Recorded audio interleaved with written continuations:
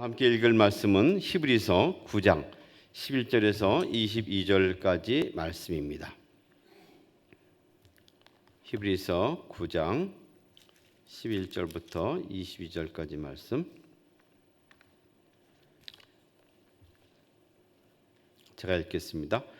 그리스도께서는 장래 좋은 일의 대제사장으로 오사 손으로 짓지 아니한 것 곧 이 창조에 속하지 아니한 더 크고 온전한 장막으로 말미암아 염소와 송아지의 피로 하지 아니하고 오직 자기의 피로 영원한 속죄를 이루사 단번에 성소에 들어가셨느니라. 염소와 황소의 피와 및 암송아지의 죄를 부정한 자에게 뿌려 그 육체를 정결하게 하여 거룩하게 하거든 하물며 영원하신 성령으로 말미암아 흠없는 자기를 하나님께 드린 그리스도의 피가 어찌 너희 양심을 죽은 행실에서 깨끗하게 하고 살아계신 하나님을 섬기게 하지 못하겠느냐. 이로 말미암아 그는 새 언약의 중보자시니 이는 첫 언약 때에 범한 죄에서 속량하려고 죽으사 부르심을 입은 자로 하여금 영원한 기업의 약속을 얻게 하려 하심이라. 유언은 유언한 자가 죽어야 되나니 유언은 그 사람이 죽은 후에야 유효한즉 유언한 자가 살아있는 동안에는 효력이 없느니라. 이러므로 첫 언약도 피 없이 세운 것이 아니니 모세가 율법대로 모든 계명을 온 백성에게 말한 후에 송아지와 염소의 피 및 물과 붉은 양털과 우슬초를 취하여 그 두루마리와 온 백성에게 뿌리며 이르되 이는 하나님이 너에게 명하신 언약의 피라 하고 또한 이와 같이 피를 장막과 섬기는 일에 쓰는 모든 그릇에 뿌렸느니라. 율법을 따라 거의 모든 물건이 피로써 정결하게 되나니 피 흘림이 없은즉 사함이 없느니라. 아멘. 보혈이라는 제목으로 함께 말씀을 나누기 원합니다. 우리가 나이가 들어갈수록 건강에 대해서 염려도 많고 관심이 집중되는 그런 경향이 있습니다. 많은 관리를 해야 되지만 특별히 몸에 보이지 않는 부분들이 더 중요하다는 것을 많이 깨닫게 됩니다. 그 중에 하나가 피라고 생각합니다. 전에는 그리 중요하게 여기지 않았지만 최근에 와서는 이 피의 그 성분 또 피의 질이 얼마나 좋으냐 나쁘냐에 따라 가지고 몸의 건강을 좌우한다는 것을 많이 증거하고 있고 이로 인한 합병증 내지는 직접적으로 위해를 가하는 질병 때문에 많이 염려가 되는 걸 알고 있습니다. 저도 피에 대해서 피를 맑게 하기 위해서 여러 가지 고민을 많이 하고 실천하기도 합니다. 대부분 운동을 많이 하고 또 피에 좋은 음식들 예컨대 양파라든지 이런 걸 좀 많이 먹고 또 피해야 할 것들 탄산음료라든지 기름진 고기라든지 가공식품 이런 걸 피하라 하는 조언을 많이 따르는 것을 볼 수 있습니다. 오늘 말씀도 이제 피에 대한 말씀을 계속 하고 있는데 어제까지 말씀이 특별히 성소에 들어가서 이 성소 옛 언약에도 있는 성소와 지성소에 많은 제사 제도 혹은 그곳에 있어서 어떻게 행할 것인가에 대한 말씀을 전하고 있는데 오늘은 직접 들어가서 행하는 제사 제도 혹은 거기서 행하는 어떤 속죄의 일에 대해서 말씀을 전하고 있습니다. 오늘 말씀 보면 예수께서는 자신의 피로 지성소에 나갔다라는 것을 말씀하죠.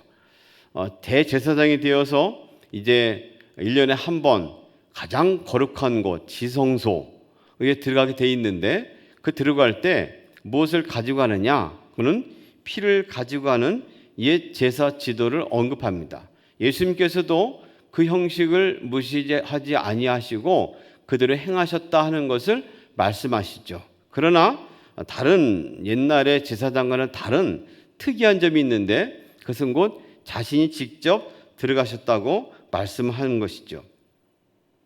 이스라엘 백성들에 있어서 하나님을 만날 수 있는 성전이 있다는 것, 성소가 있다는 것, 혹은 거룩한 곳에 들어갈 수 있다는 것은 큰 특혜고 은혜였습니다. 하나님과 함께 할 수 있는 길을 통해서 그들은 죄의 용서를 받고 죄의 사함을 받고 다시금 거룩하게 살아갈 수 있는 기회를 얻었기 때문에 그런 것이죠. 그들에 있어서 성소는 최고 영광이고 자랑이고 또 죄를 지을 때마다 숨통을 틔우는 유일한 방법이었습니다. 이것이 좀 더 발전해서 성전으로 됐죠. 예수님 당시에 예수님이 지나가실 때 제자들이 자랑을 했습니다. 예수님 보십시오. 얼마나 이 성전이 의리하고 잘 지었고 보기 좋을 뿐 아니라 튼튼합니까? 했지만 예수님께서는 이상한 말씀을 했습니다. 이 성전을 헐어버려라. 내가 사흘 만에 다시 지을 것이다. 하시면서 성전에 들어가서 그 물건을 팔고 매매하는 자들을 꾸지람하고 오히려 그걸 엎은 사건을 일으키기도 했습니다. 성전을 깨끗게 하는 것이 하나님의 진정한 일이라고 말했습니다. 기도하는 처소를 강도의 구렬로 만들었다면서 꾸짖기도 하셨죠. 예수님이 말씀하신 것은 무엇일까요? 그는 보이지 아니하는 성전이 있음을 말했습니다. 이 성전을 헐라 내가 다시 세우리라 하는 것을 다시 말하면 자기 몸을 가리킴이라 하고 성경은 다시금 친절한 해석을 하고 있죠. 오늘 그 말씀을 이어서 히브리서에서는 대제사장으로 오신 예수님께서 더 크고 완전한 장막이 되셔서 지성소로 들어갔다고 말씀합니다.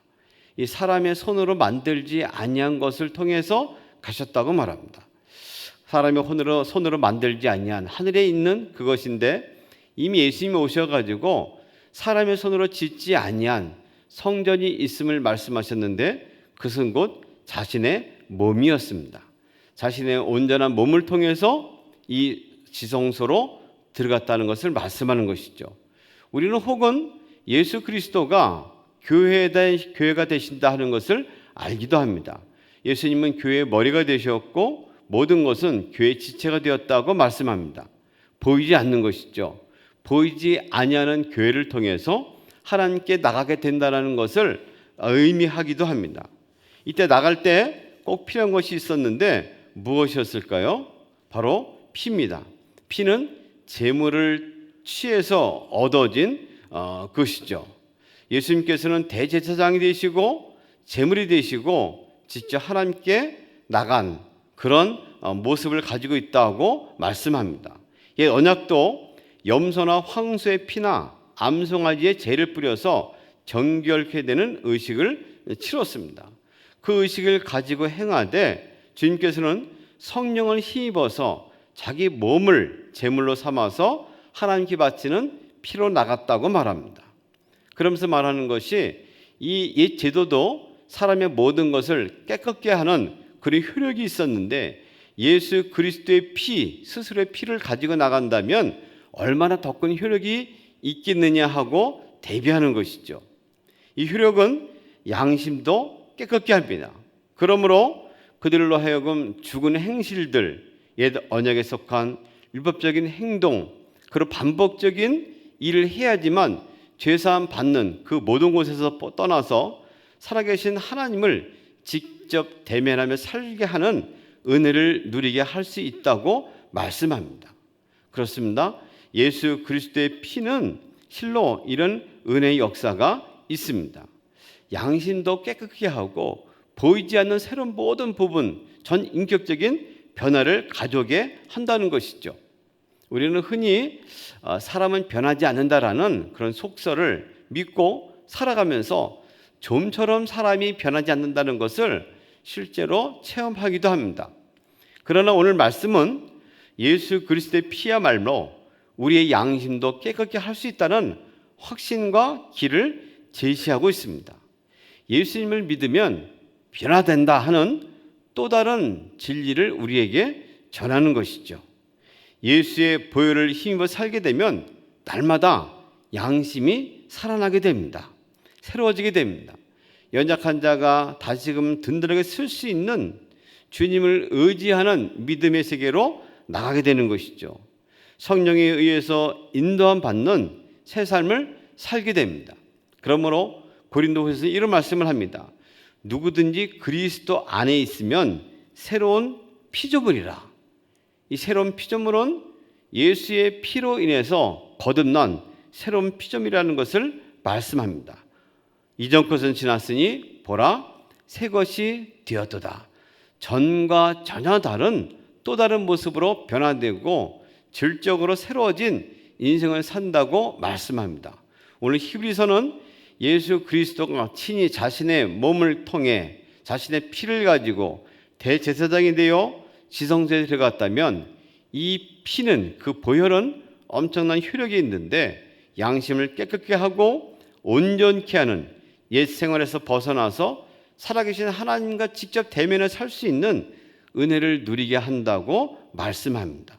이런 예수 그리스도의 피가 오늘 우리의 삶에 있어서 변화된 삶이 이루어지기를 원합니다. 그런 의미에서 이어서 하신 말씀은 예수는 그렇기 때문에 언약의 중보자가 되었다고 말합니다. 이 중보자라는 것은 다른 말로 하면 조정자입니다. 또는 중매자, 중매인, 더 쉬운 말로 하면 분쟁 중개인입니다.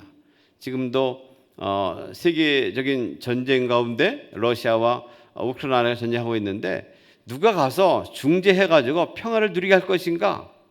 누가 푸틴의 마음도 사고 또 우크라이나가 함께 중재할 수 있는 중간 역할을 할 것인가?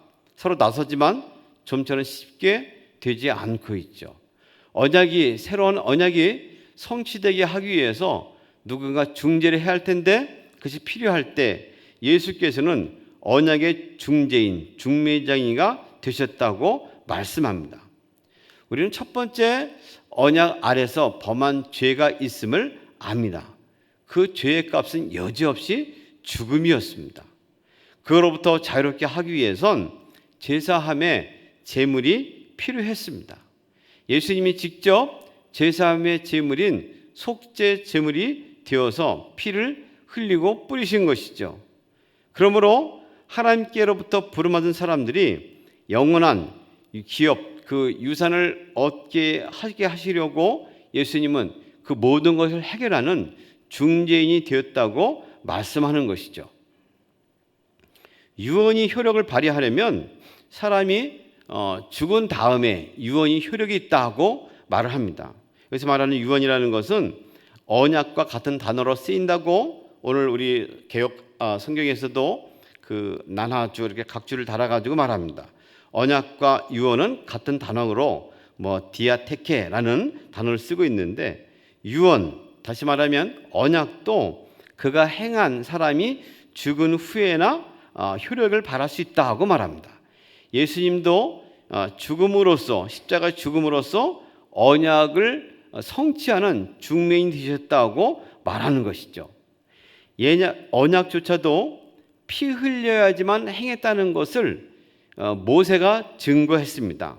그래서 그 시내산에서 내려와 가지고 모든 지파를 대표로 나오게 하고 그 가운데 피를 흘림으로써 그들과 함께 언약을 세웠습니다. 모세가 그 피를 가지고 백성에 뿌리며 이르되 이는 여호와께서 이 모든 말씀에 대하여 너희와 세우신 언약의 피니라. 이것을 예수께서는 이제 실천하신 것이죠. 모세가 피를 가지고 나와서 이스라엘 백성에게 뿌리면서 언약의 피로 이것이 잘못되면 우리는 죽음이다 말한 것처럼 예수님은 언약 피의 중개인 되셔서 모든 것을 소성하시고 해결하시고 이제 직접 그 일을 해결했다고 말씀합니다. 예수님이 십자가에 달려 죽음으로써 새 언약의 효력이 발휘된 겁니다. 죽음으로써 가능케 됐다고 말씀합니다. 실제로 우리는 자신이 죽음으로써 새로운 삶을 살게 된다는 새로운 진리를 예수 그리스도를 통해서 얻게 됩니다. 세상에서는 죽으면 끝입니다. 죽으면 창피한 것이고 게임에서 지는 것이고 아무것도 아닙니다. 그러나 역설적인 진리가 있는데 죽어야 산다는 진리를 성경은 우리에게 가르칩니다.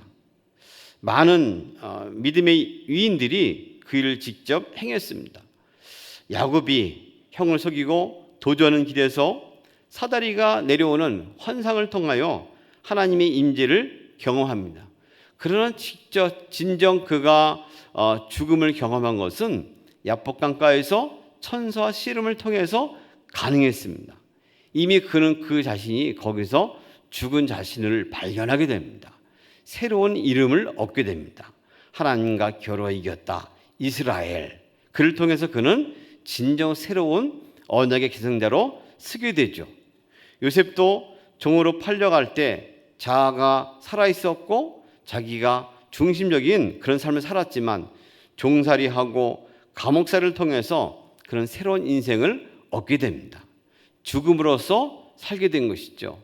이제 예수께서 오셔서 죽음으로써 진정한 삶이 있음을 부활을 통해 보이셨고 오늘 우리 그런 인생을 살라고 말씀합니다. 예수 그리스도의 피가 뿌려진 곳에 살림의 역사가 있습니다. 오늘 그 은혜의 말씀을 믿고 우리는 살고 있습니다. 죽은 것과 방불한 일이 무엇이 있습니까? 이미 포기한 일이 무엇이 있습니까? 오히려 믿음으로 살 때 살아나는 은혜의 역사가 있음을 확인하기를 원합니다. 그러면 다시 한번 믿음으로 도전하고 예수의 흘리신 보혈, 그 보혈을 인해서 기쁨과 소망을 얻고 도전하는 은혜로운 하루가 되기를 주님의 이름으로 소망합니다. 함께 기도하겠습니다. 걸어가신 주님, 오늘도 흘리신 예수의 피로 인하여 그 피가 우리 삶에 뿌려지기를 간구합니다. 언약의 피로 인하여 예수께서 돌아가시고 그러나 다시금 사심으로 새 생명을 우리에게 주시는 희망을 주신 것처럼 오늘도 희망과 기쁨을 안고 믿음으로 도전하길 원하오니 은혜와 힘을 더하여 주시옵소서. 죽은 곳에서 예수 그리스도의 영이 피가 임함으로 인해 살아나는 은혜의 역사가 오늘 삶 가운데 경험되게 하시고 체험되는 복된 시간들로 채워 주시옵소서. 예수님의 이름으로 기도합니다. 아멘.